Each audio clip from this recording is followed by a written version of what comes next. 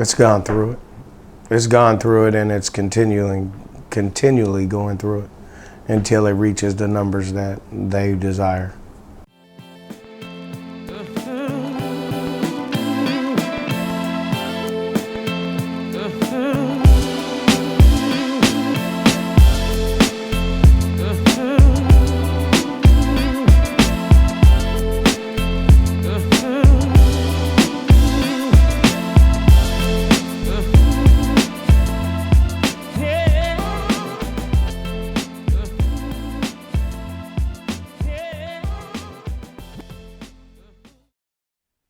The Central District, also known as the CD, is the center of the city of Seattle. The Central District is home to some pretty big names, such as Bruce Lee, Quincy Jones, and of course the great Jimi Hendrix. Located east of Pike Place Market, the CD overlooks downtown Seattle.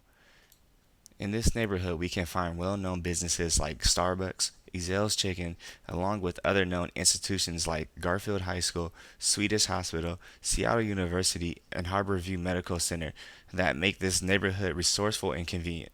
Historically, the Central District has been known to be a close-knit and urban-based community, but over the years there have been many changes to the neighborhood that was once known for a sizable black community. Today, changes due to gentrification in the Central District and across the city of Seattle have not only changed the demographics of the Central District, but much of its original culture has been lost. Gentrification is defined as a process of renewal and rebuilding accompanying the influx of middle class or affluent people into deteriorating areas that often displaces poor residents. However, to the black community who has lived and continues to live in the city, gentrification has been a process where primarily white upper middle class families have moved into the neighborhood and consequently displaced low income black families out of their neighborhood and out of their homes. The Central District was settled in 1882 by a black pioneer by the name of William Groves. Groves purchased 12 acres of land in Seattle near Madison Street. There he built a hotel and a restaurant which grabbed the attention of other black families in nearby areas, thus causing them to slowly start moving into the Central District and surrounding areas. Well into the 1900s, the Central District became a black family neighborhood. Consequently, a number of locally owned black businesses began to appear, from small corner stores to barbershops, a local black produced newspaper, and restaurants like Catfish Corner, Ezel's Chicken, and Home of Good Barbecue, as well as Island Soul, became quintessential establishments in the neighborhood. However, over the years, most locally owned black businesses continue to operate, but today the impact of gentrification has pushed them out, and many are no longer in business in the Central District. The process of gentrification started well before I was a child in the late 1990s. In fact, my mom used to tell me stories about what the neighborhood was like when she was a child in the 1970s. She describes the Central District with a sort of nostalgia for hoping things were still the same as when she was growing up. A neighborhood where everyone knew each other, sort of like a big family community.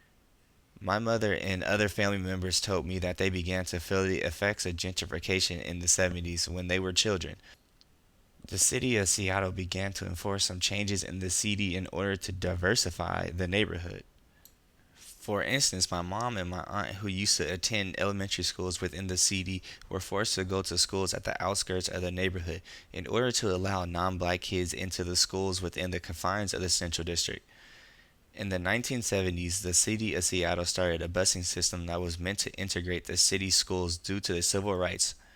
This busing system requires students from the Central District and neighborhoods all over Seattle area to attend schools outside of their districts. This system did not benefit the Central District at all because black students from the Central District had experienced racism and disrupted students in primarily white schools, such as Roosevelt High School. The time we were, and so we went to preschool in our neighborhood, first grade in the neighborhood, and by the time we were second grade, which was 1978, I believe, they started the busing system. They wanted to have the schools more integrated, with black kids, just all different race of black and white kids, as opposed to just going to neighborhood schools. Unlike my mom and my aunt, I didn't have to go through the busing system to attend school. Instead, I went to schools within the Central District until I hit high school thanks to the end of the busing system. Like my mother, I spent most of my life in the city. Growing up, I remember seeing black faces everywhere. I recall eating at local black-owned businesses and getting haircuts from black-owned barbershops such as Earl's Cuts and Styles. Even places like the Rotary's Boys and Girls Club, Yesler and Garfield Community Centers, and various schools that were once filled with black people are now only but a shadow of what they used to be. A visual reminder of what gentrification has done to the Central District. When I attended TT Minor in the 1990s, I remember the school being filled with mostly black students with a few white and Hispanic students.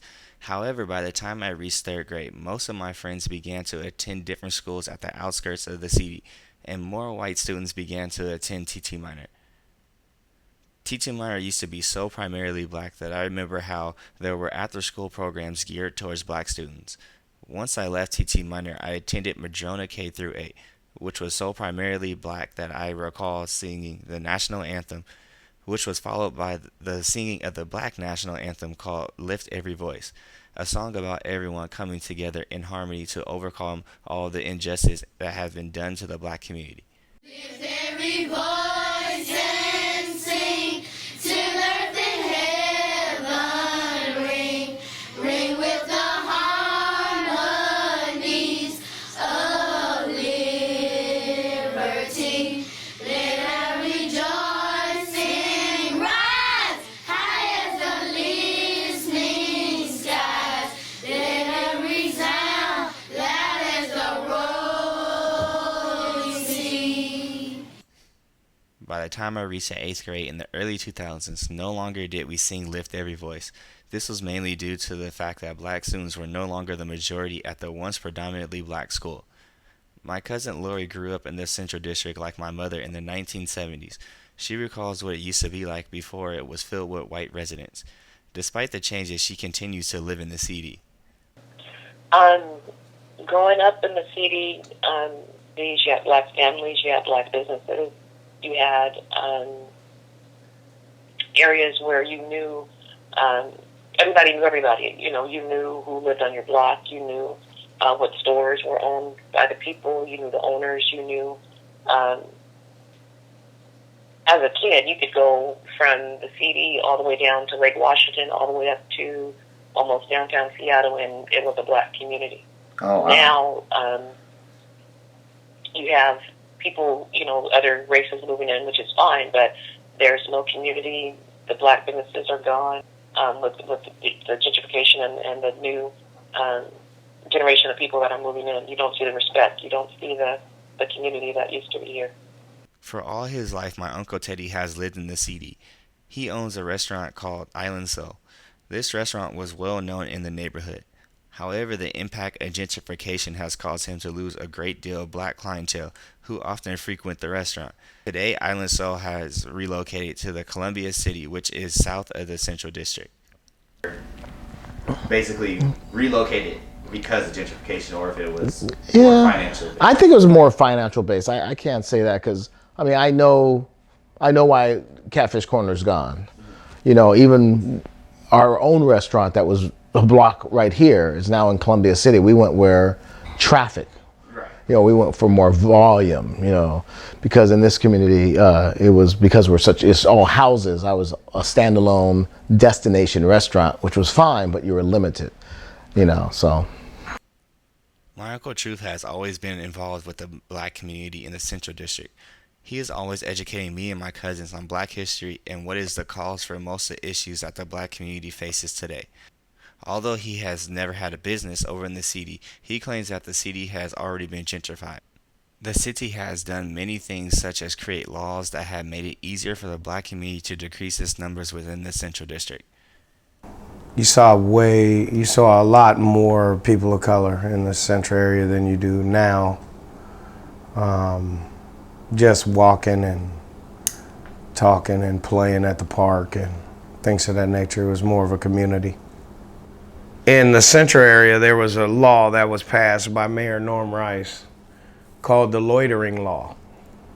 Now, it was a citywide ordinance where 3 or more could not be standing together on a sidewalk or they could be arrested if they don't disperse.